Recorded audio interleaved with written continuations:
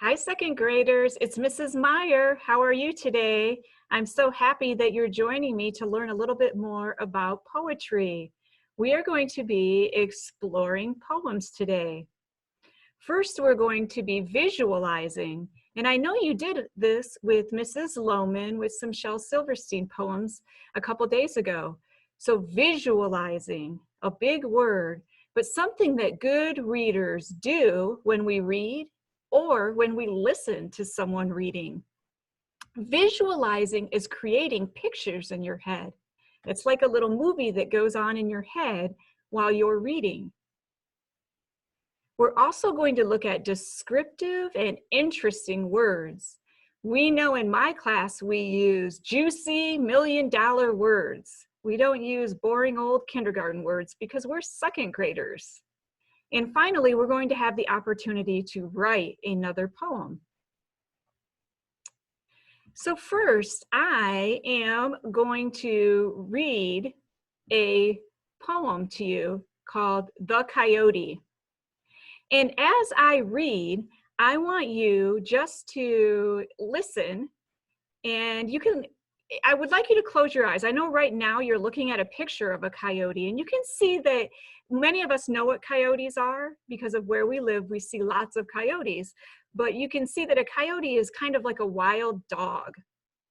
Okay, so if you could just listen as I read the coyote poem, and please close your eyes and pay attention to what's going on in your head. The Coyote by Douglas Florian. I prowl, I growl, my howl is throaty. I love a vowel, for I am coyote. Okay, listen one more time, please. I prowl, I growl, my howl is throaty. I love a vowel, for I am coyote. Now I want you to look on the screen and you should see, whoops. Okay, I want you to know I've been working on this lesson over and over and over again because I'm having lots of difficulty with technology, but it's been a very challenging learning experience. I'm not giving up. I'm going to persevere. Okay, The Coyote by Douglas Florian. Please read it with me. Watch the pointer and read it with me. I prowl, I growl, my howl is throaty. I love a vowel, for I am coyote. Okay, so I want you to tell me, we talked about what it means to prowl, but what do you imagine when you read this poem?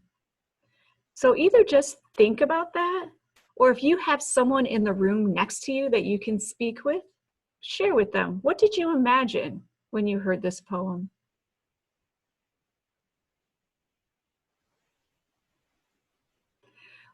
Why do you think the author chose to write coyote with more O's? So let's look back at this slide. Okay, we see for I am coyote. Why would the author put extra O's in the word coyote? Maybe think about what a coyote sounds like. We oftentimes hear coyotes at night in Camp Verde. Now, I'm going to share another poem called The Tiger by the same poet, Douglas Florian. And I would like you again just to listen. Okay, so close your eyes and just get ready to listen. The Tiger by Douglas Florian. I am a cat. Come hear me purr. I've many stripes upon my fur. I speed through forests like a blur. I hunt at night. I am tiger. Okay, now I'm going to ask you, let's look down at the poem. Hopefully you can see that now on your screen. And then you can go ahead and read with me. The tiger. I am a cat. Come hear me purr. I've many stripes upon my fur. I speed through forests like a blur. I hunt at night. I am tiger. So you can see in that poem, first of all, I want to ask the question, I'm not going right in order, but why did Douglas Florian, who is the poet, add extra R's? Like in, if you look at this, in the words purr, fur, blur, and tiger. So why would the poet add those extra R's? Again, think about the sound that a tiger makes. It's very similar to the R, just like the coyote that makes a sound that's similar to the O. What did you picture in your mind when we read the tiger poem together? Share that with someone in the room. If no one's in the room, just share it with yourself. And finally, in the poem, it uses the word blur. What does it mean to blur?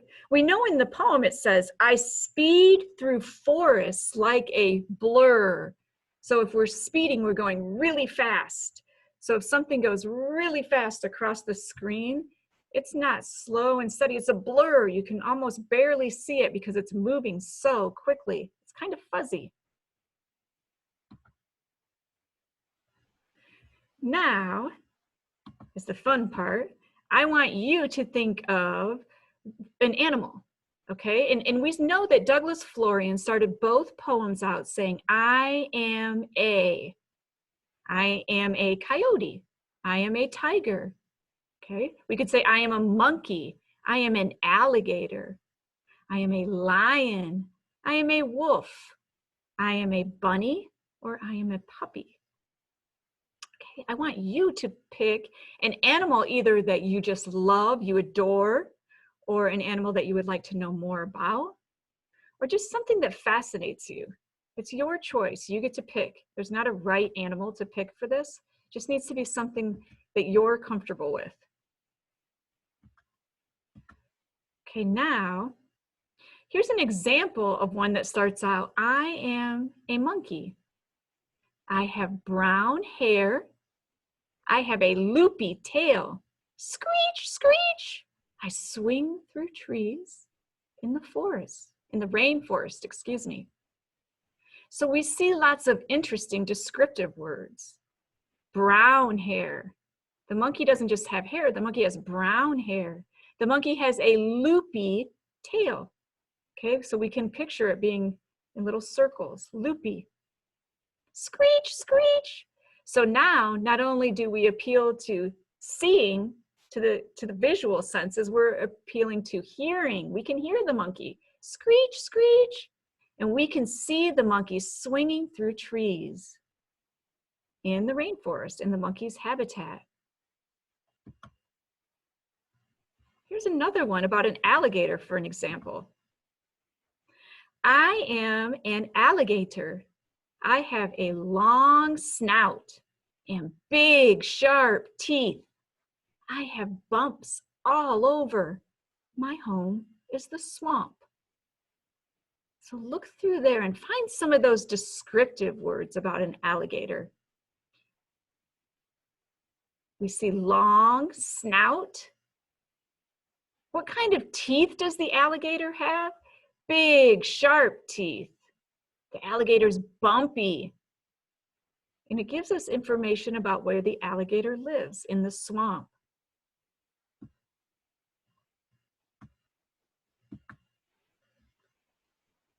Okay, so next, I know in my class we do lots of graphic organizers before we begin to write.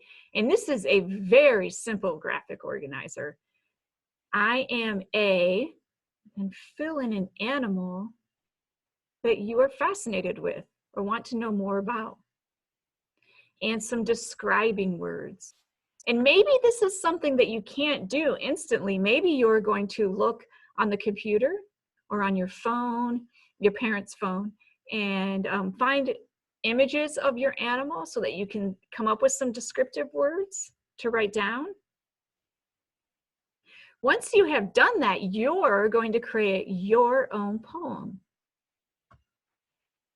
about an animal that's similar to the coyote poem, or that's similar to the tiger poem, but that uses a different animal, your animal.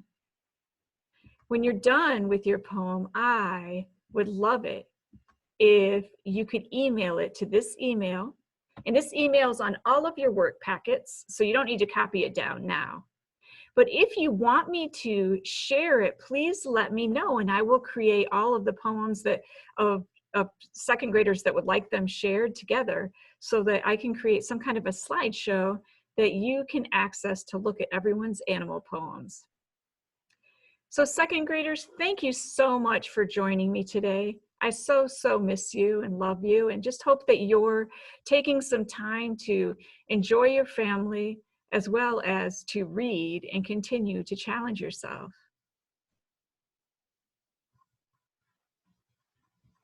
Oh,